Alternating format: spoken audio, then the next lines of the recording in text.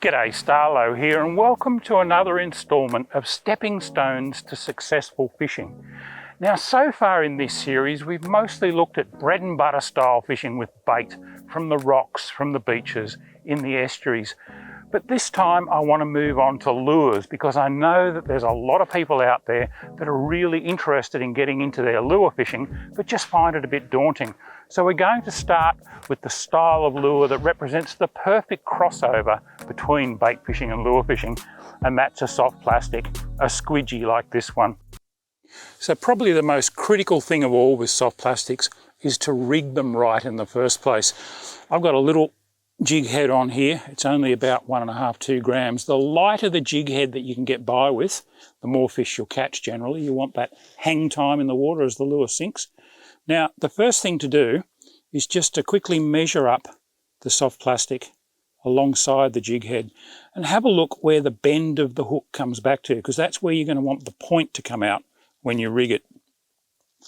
Start right in the front of the nose, as dead center as you can get it, and then it's just a matter of sliding it round the bend, not unlike putting a garden worm on a hook.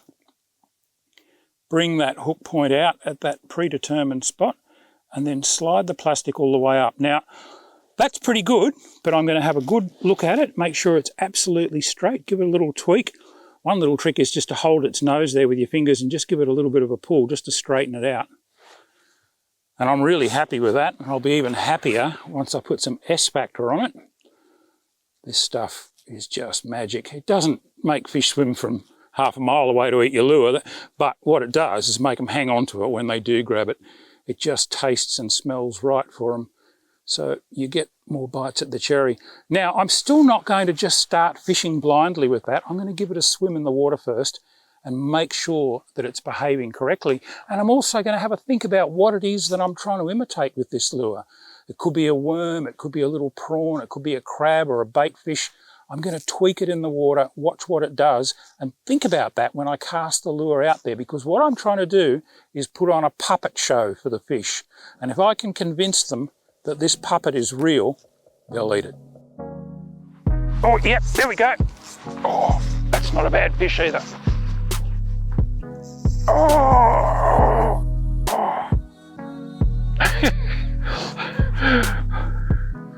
He's giving me some. Oh, he's a good fish too. I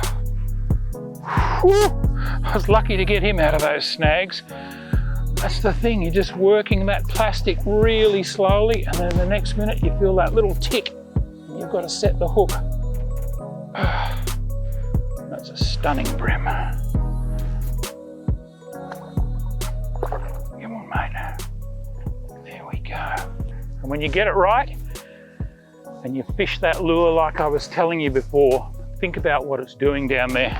Just make it imitate something alive, and eventually something like that will come along and eat it. And he really did eat it too.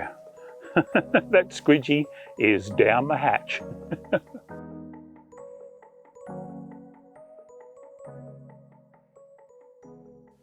What I'm doing at the moment is fishing an edge, and I'm looking particularly for structure. I'm looking for rocks or branches that protrude into the water.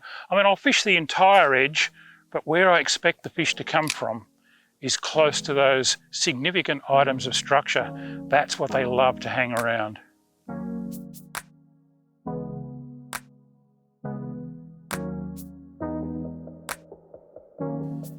So whereas with the soft plastic I was having to impart most of the action to the lure, hard-bodied lures have a built-in action. They'll actually swim when you just pull them along.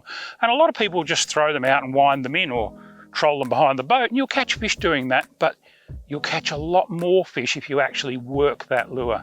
Remember, putting on that puppet show for the fish. You're trying to imitate not just a little fish, but perhaps an injured little fish that is most likely to be hit by a predator. So lots of stops and starts, lots of little tweaks of the rod tip. Keep the lure in the strike zone for as long as you possibly can.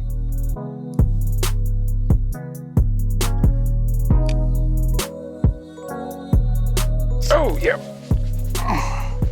Big paws. Oh.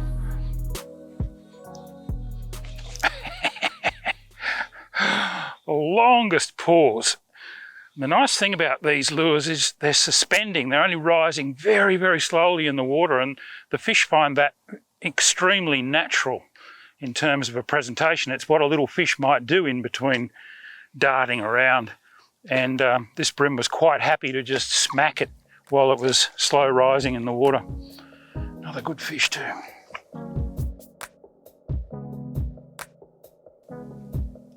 Oh, nice and fat. Oh, they're in good nick.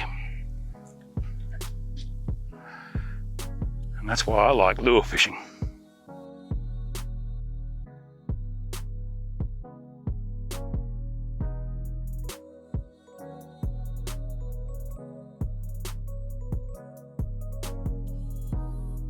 Whether you're throwing soft or hard lures in these southern estuaries, choose yourself a nice light rod around 2 to 2.2 metres in length and a reel from the 1,000 to 3,000 sizes.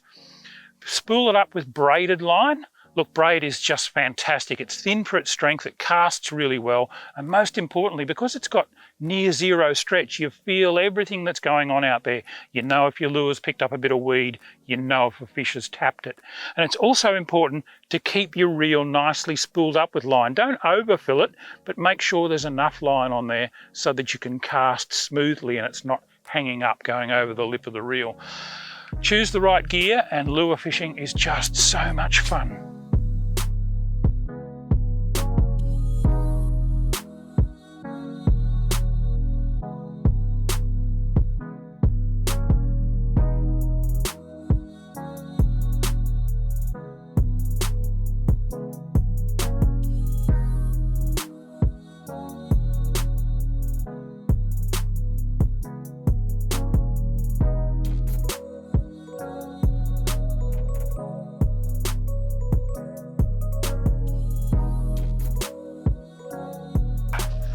And there he is, he smacked that Pavlo shad and he's picked it up in both the gill plate and the corner of his jaw.